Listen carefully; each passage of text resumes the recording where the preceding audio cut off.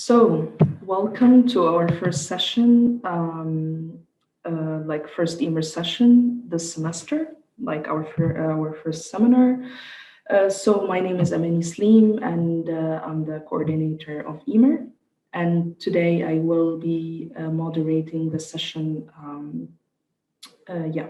So today we're pleased to have Kristoffer Økland presenting part of his PhD thesis on the experiences of young Norwegian Jews in school and how they negotiate their identity during those formative years in this important space. So Kristoffer is a PhD candidate at the Department of Archaeology, History and Cultural Studies. He's actually at the very last part of his PhD, so any kind of feedback is also welcome. So Kristoffer will be speaking for about 45 minutes. He will be speaking for the first part of the session, and the second will be for discussion and questions. So just a few technical issues before we get started. The first part of the presentation where Kristoffer will be presenting will be recorded, so you may turn off your camera and audio during that part. And for the second part of the session, which is going to be for discussion and questions, you may turn it on again. So make sure to have it turn it off during the presentation, and then you can turn it on afterwards. So you may ask questions directly. Just make sure to raise your hands, or you can actually post it in the chat section if that's what you like.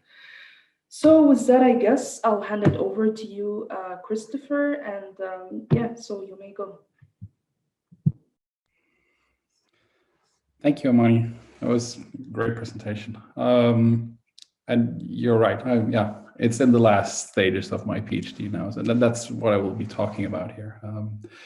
But thank you to EMER and Bergen Global for inviting me to do this, and thank you for so many of you for being here. I hope you can hear me. Everything is okay. I will just share a PowerPoint with you.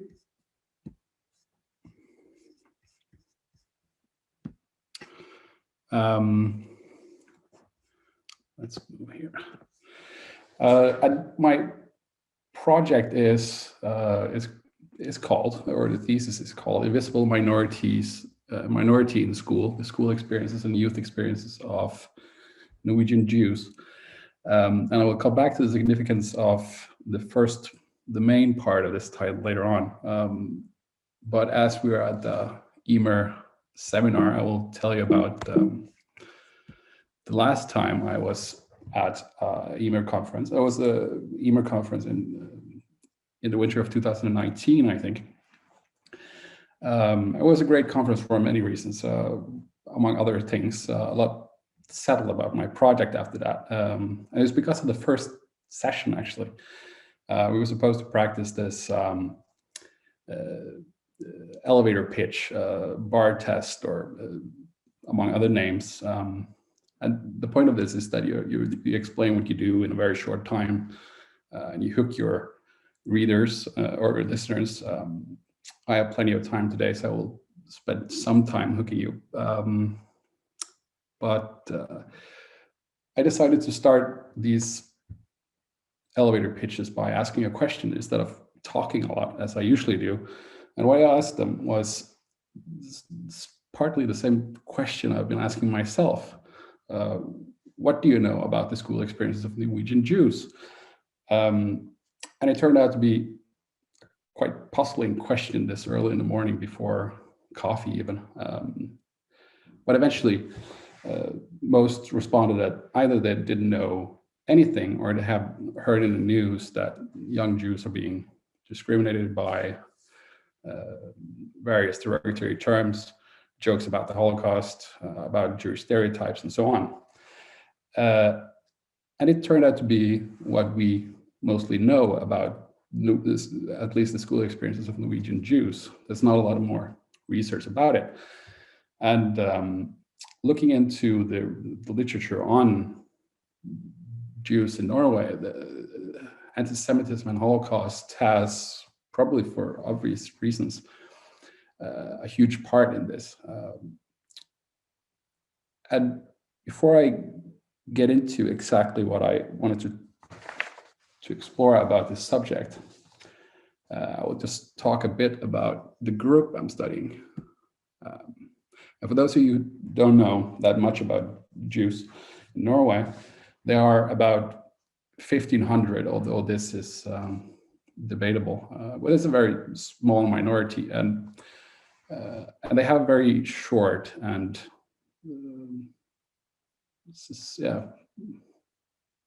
problematic history, maybe, in Norway. One reason being that they were excluded or forbidden to enter Norway to a large degree before 1851, because it had been stated in previously Danish law and later on in the Norwegian Constitution of 1814 that Jews were not allowed to reside in the country. And they haven't really been included, maybe, in the Norwegian population before after the Second World War.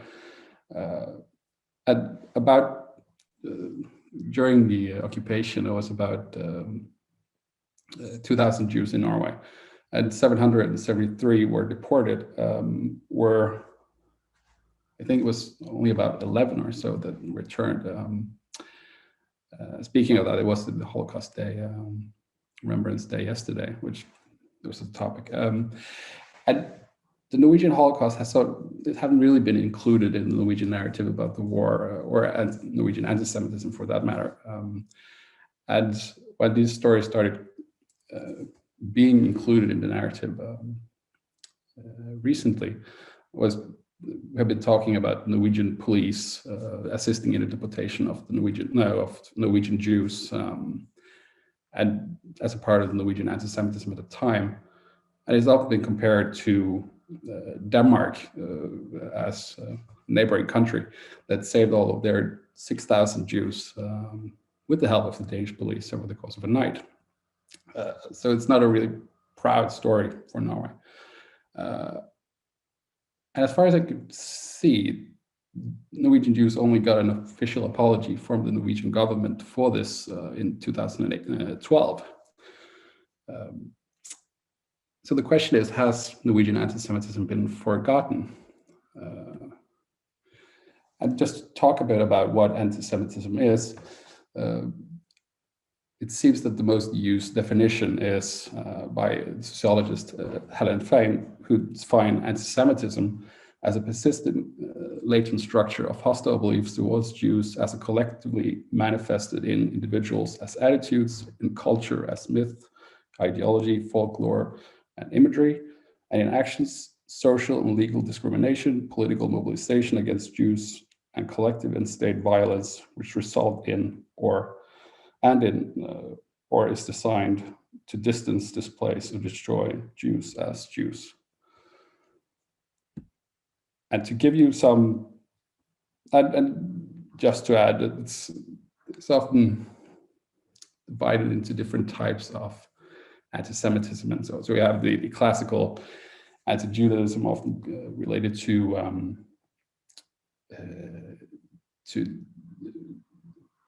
early Christian beliefs that, or accusations that Jews killed Jesus and that they kidnapped Christian children and so on.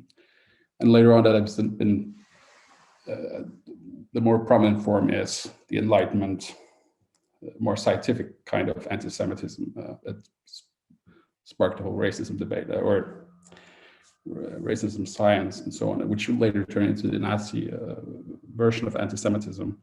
And later on, probably a bit more, or is a bit more controversially debated, is the newest form, the Israel-related anti-Semitism, anti-Zionism, and so on.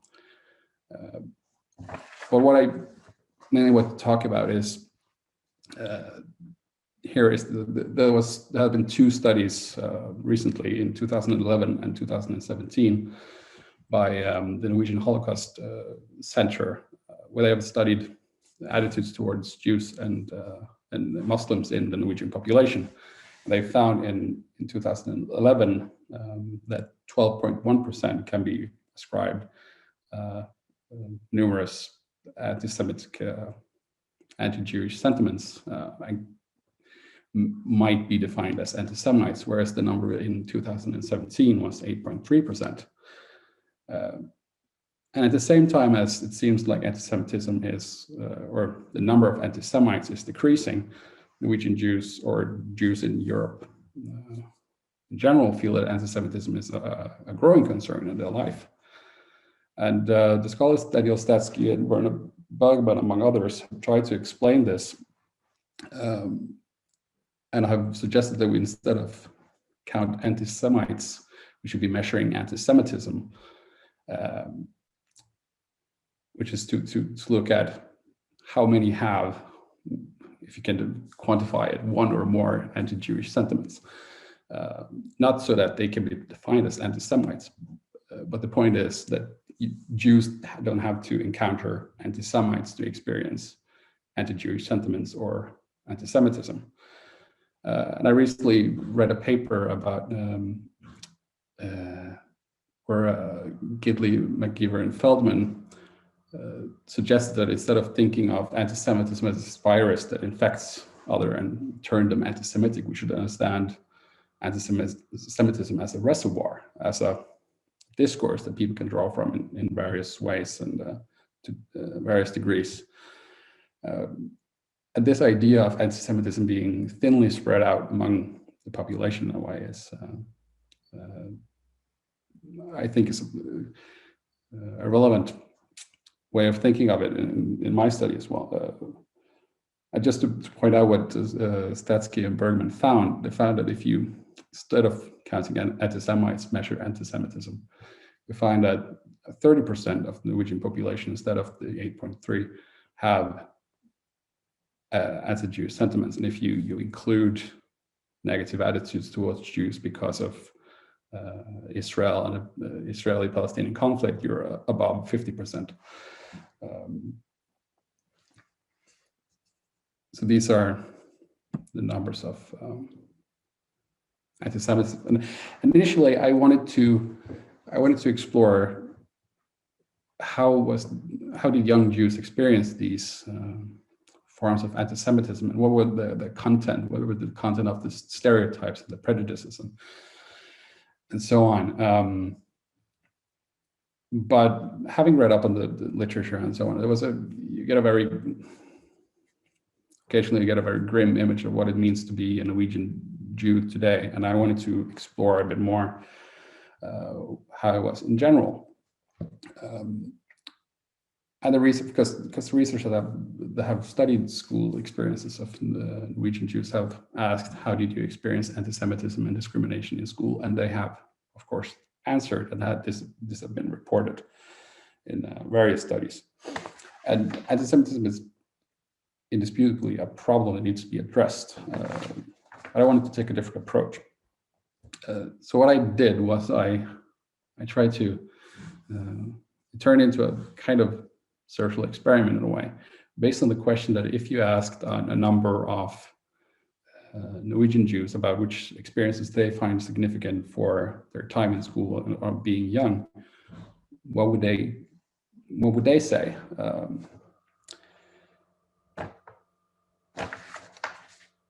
Would they talk about experiences of anti-Semitism, or would they talk about something else, or everything in between?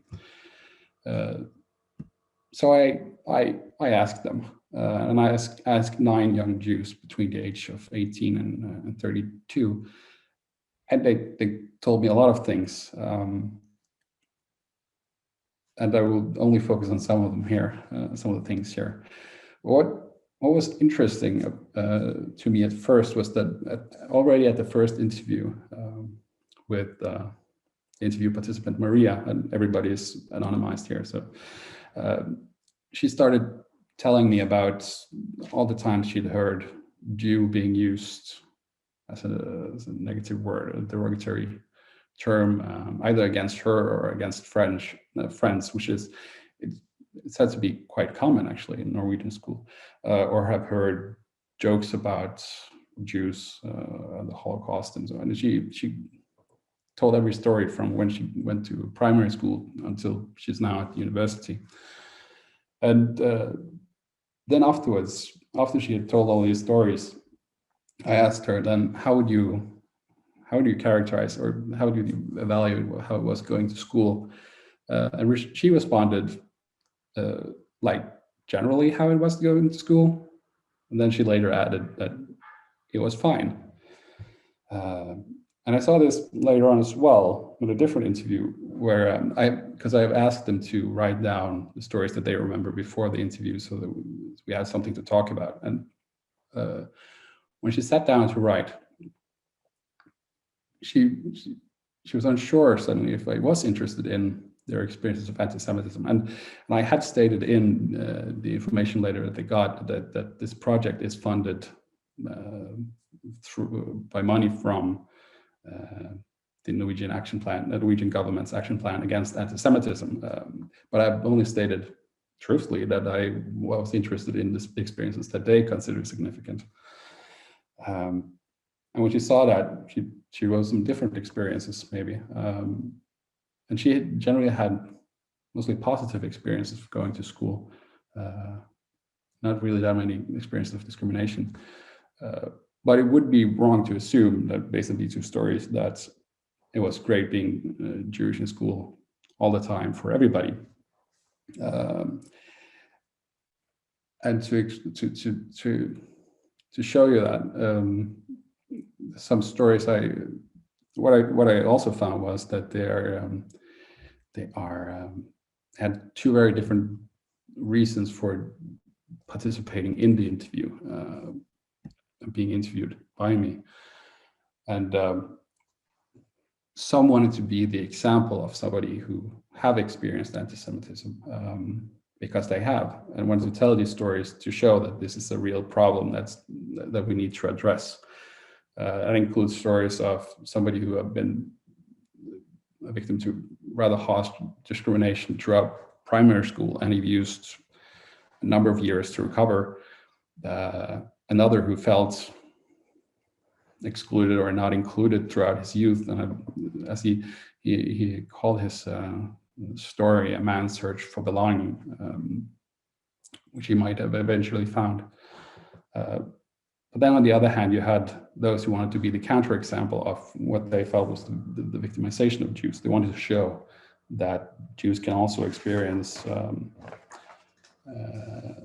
lot of positive things in going to school, that they have a number of friends, and in stories where discrimination is a rare occurrence. A common theme in their stories was that in one way or another they have or wanted to do something about anti-Semitism in society. They wanted to challenge prejudices and in a way normalize what it means to be Jewish in Norway. And that shown through in their stories that often was about not only when they had encountered discrimination, anti-Semitism, not only what they have experienced and felt, but also how they negotiated it, how they stood up against it or tried to change how they perceived of Jews, and how they were being categorized.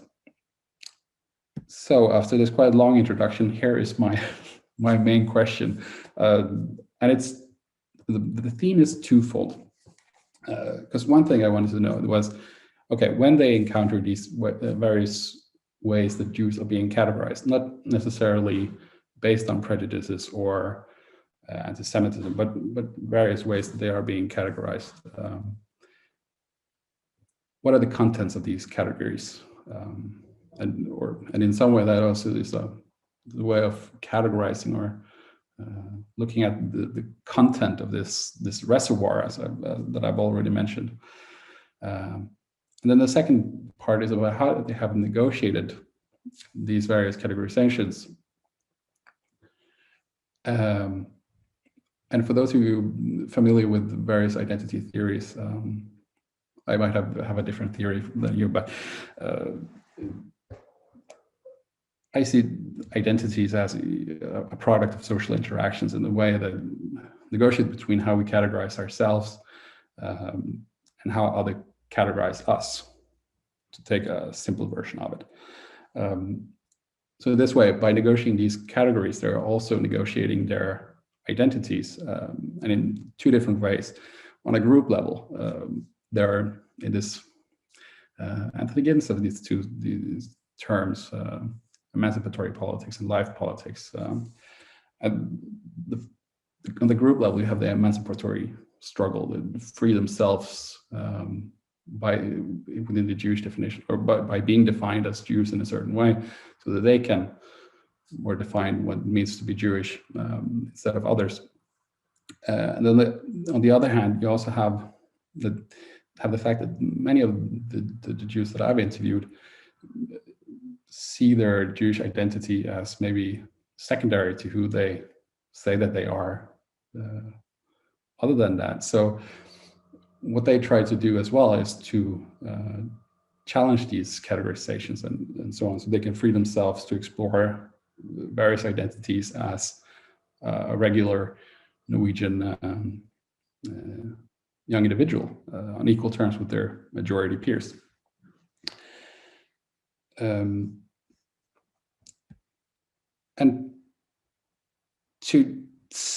I found these three categories,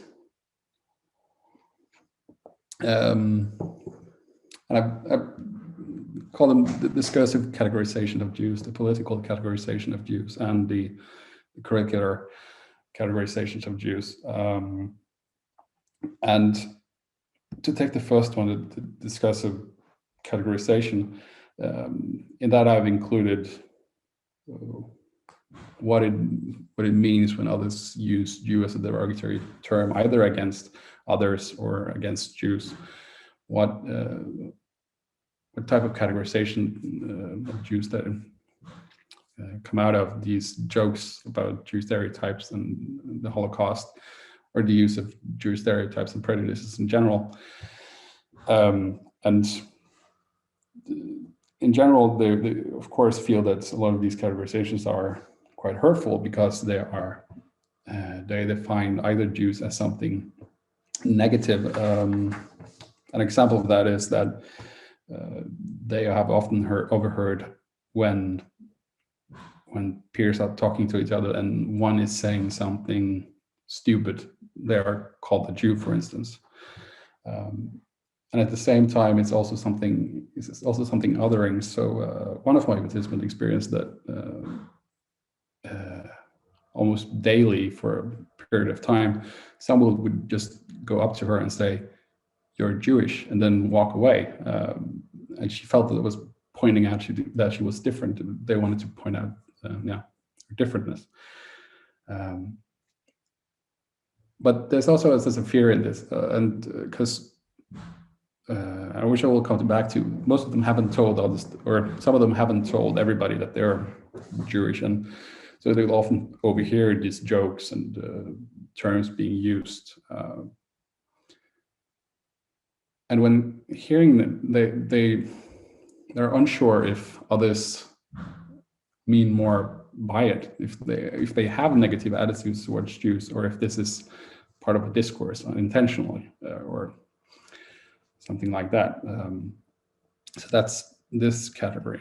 And then the political categorization is more about how they are categorized according in relation to Israel and being Israeli, or being assumed to be Israeli. And it's often based on this assumption that if you're Jewish, then you have to be Israeli. And it shines through in different questions and comments, and even accusations, or in some cases violence against Jews, where others question or comment or want to discuss their presumed assumptions or opinions about Israel, often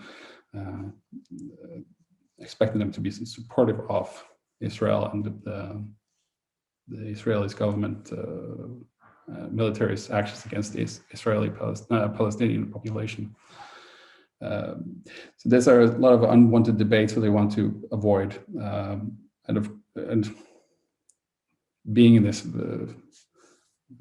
is a state of fear that you always might be drawn into these conflicts or debates if you tell others that you're Jewish, and it often is by being defined as Israeli primarily and not Norwegian, they're suddenly defined as foreigners in a way.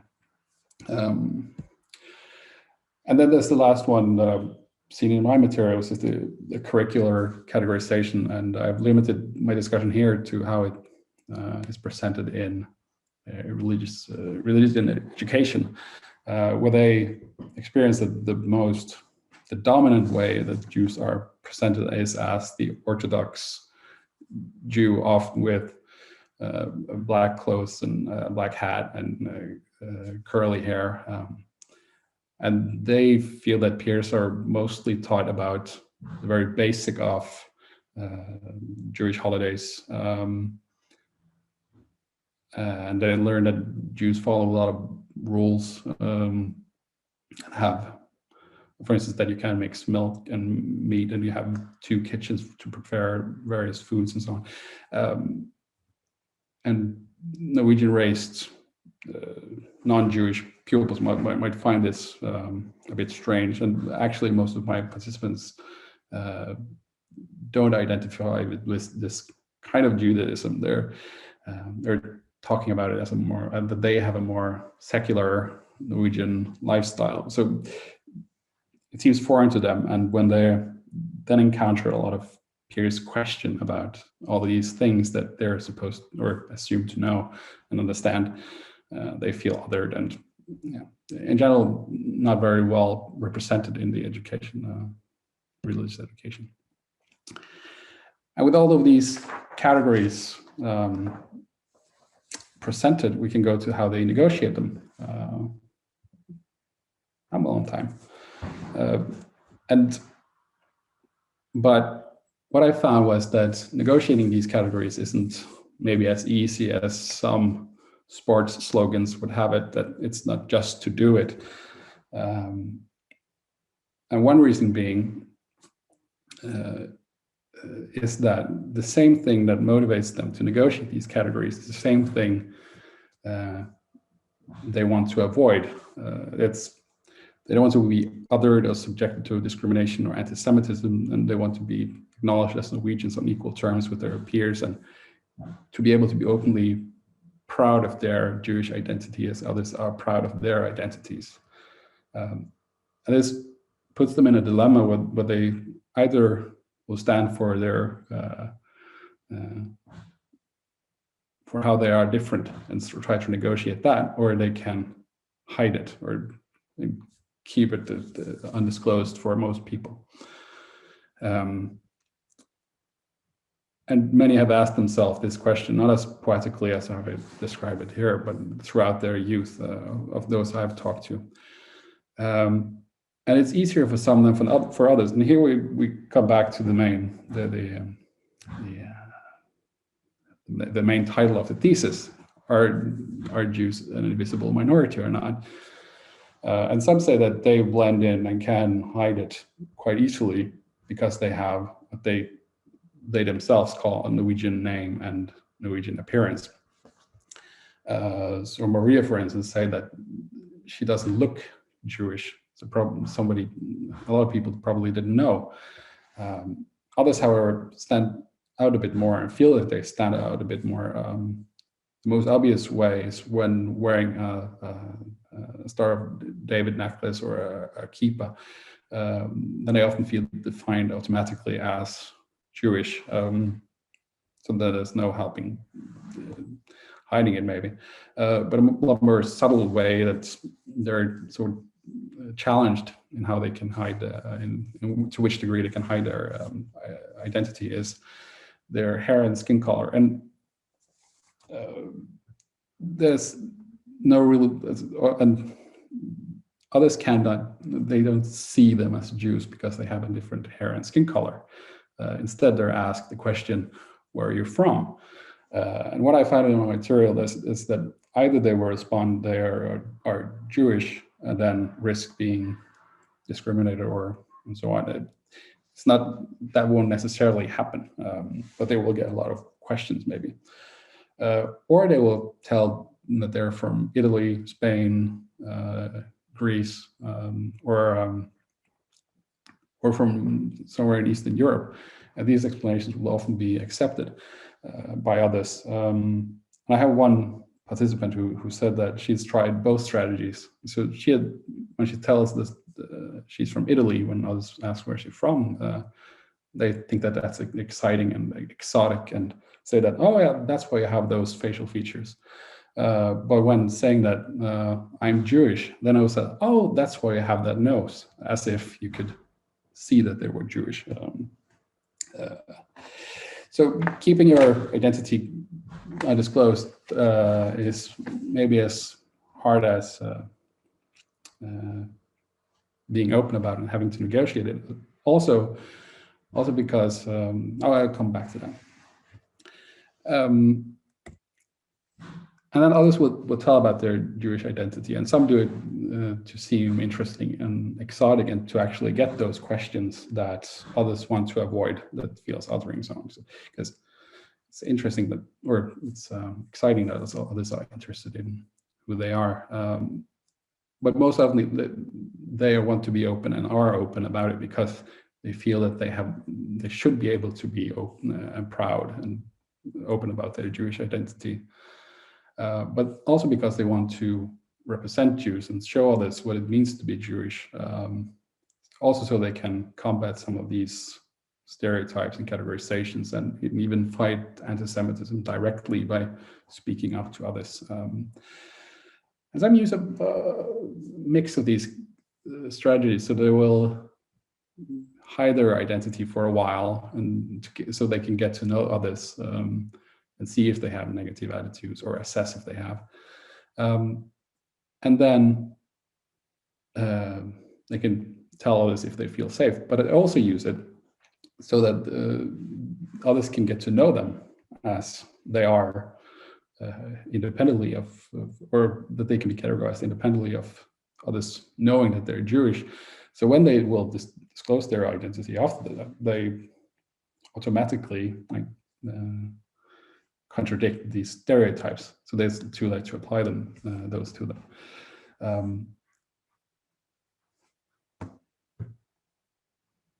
And there's a transition between these two positions for some who have been afraid of disclosing their identity.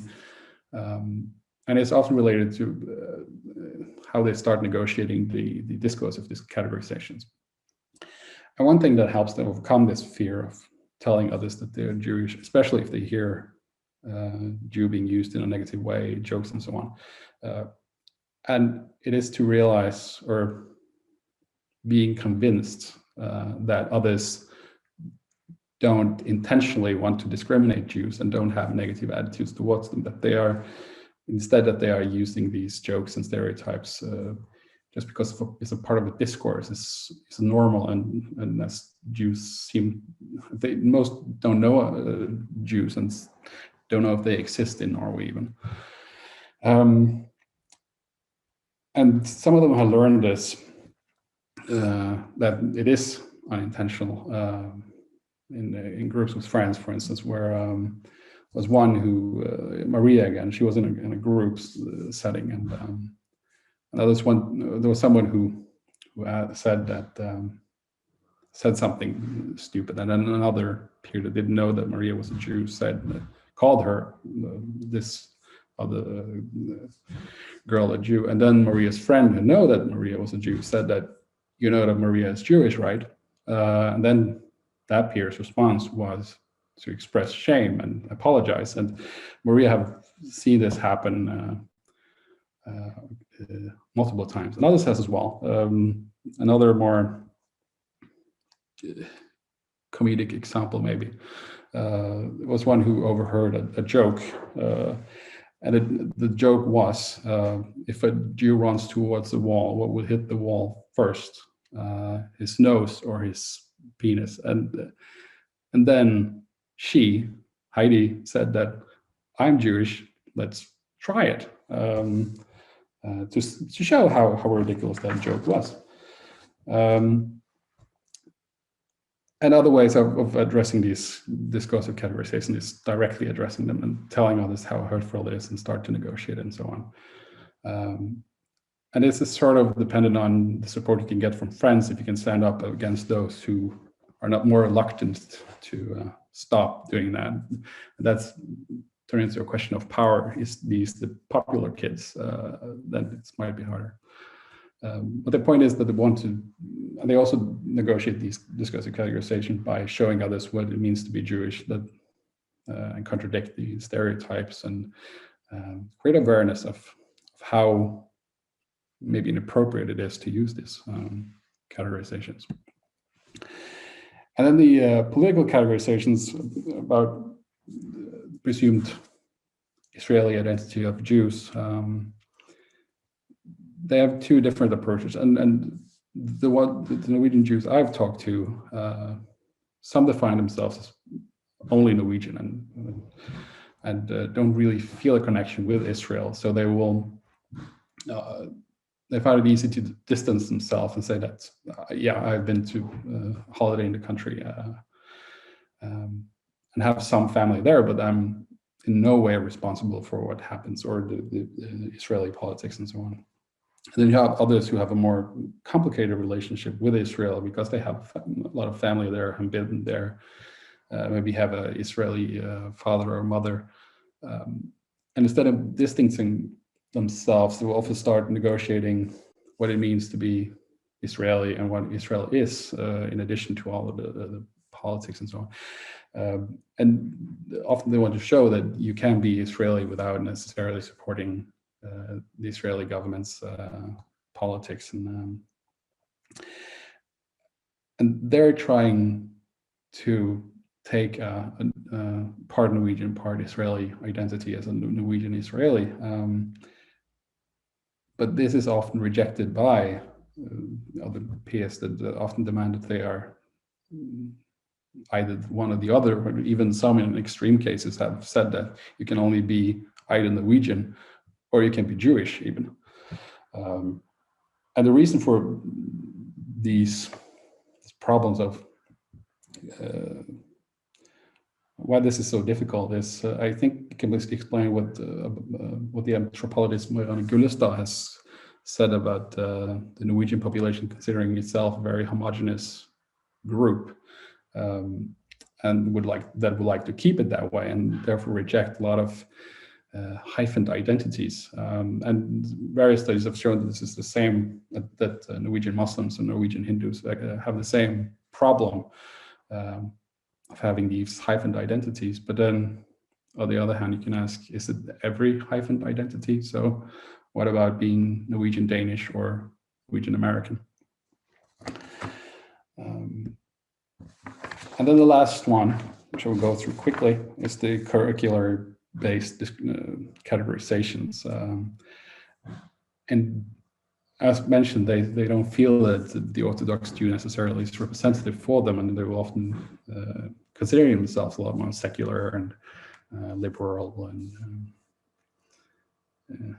even some say that they're more Norwegian. There's some conflict here. But what they will do is to give them a nuanced understanding of what it means to be Jewish in Norway, is to be representative themselves or inviting parents to talk about Jewish holidays and so on. And these presentations are often based on the parents bring food and pupils can taste the food and will be more familiar with it, instead of maybe seeming a bit strange with all these Hebrew or Yiddish names. And often the teacher is welcoming of this help to convey a more representational image of Norwegian Jews, in addition to their very orthodox presentation. But some will also dismiss it and stand by their orthodox way of seeing Judaism. And in addition to that, being a representative might not be that, it's not as easy for everybody. Some welcome it and some like it.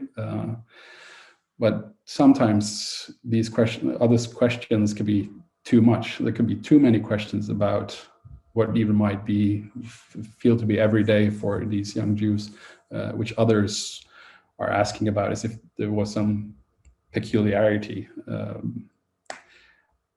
And it's often, it can become too much of a responsibility for Jews to be that representative and to show others what it means to be Jewish.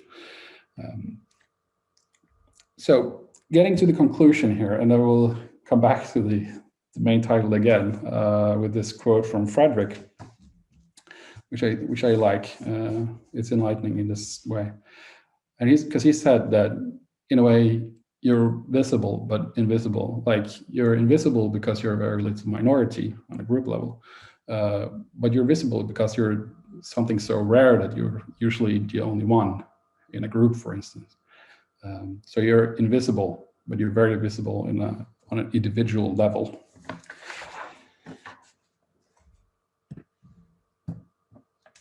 And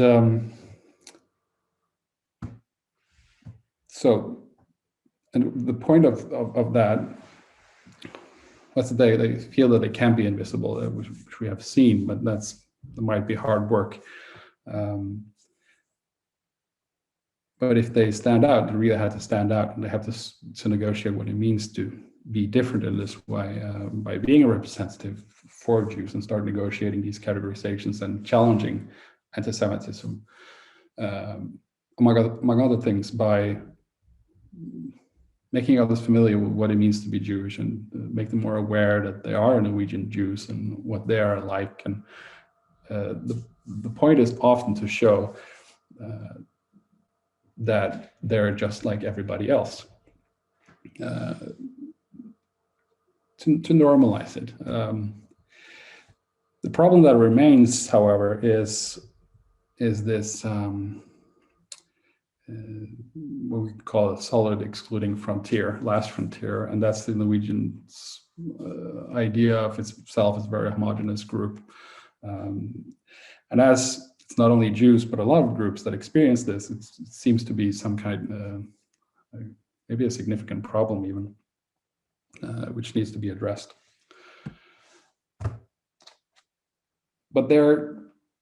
But in their negotiations, what I have seen is that they are not only experiencing anti-Semitism, they are metaphorically trying to drain this reservoir, draining the reservoir of anti-Semitism and emptying out this discourse by challenging these stereotypes and showing others how problematic it is that they might be using these things unintentionally. And based on the informant stories, what they're experiencing is not the anti-Semites necessarily. It's more of the reservoir talking. And what they have found is that many people are easily convinced that and see how their way of perceiving Jews is problematic and needs to change. So it seems that they might be able to drain this reservoir and do something about this problem. And just to end off on maybe a very moralistic note, as we have seen in the religious education discussion, this responsibility is too much for Jews alone and should be a collective effort. So we should have better education to teach others about Jews, maybe the history of, and the history of Holocaust and so on, to show maybe how inappropriate these jokes about Holocaust is. And at the same time, maybe we should try and challenging these generalizations in our own life when we encounter them in various lectures, various settings, or in presentations like this, and probably to realize that it's often what my informant called the theory of Judaism that is presented to us in TV and so on, and there's a lot more diverse reality out there. At the same time, as there is a lot of people who use this unintentionally,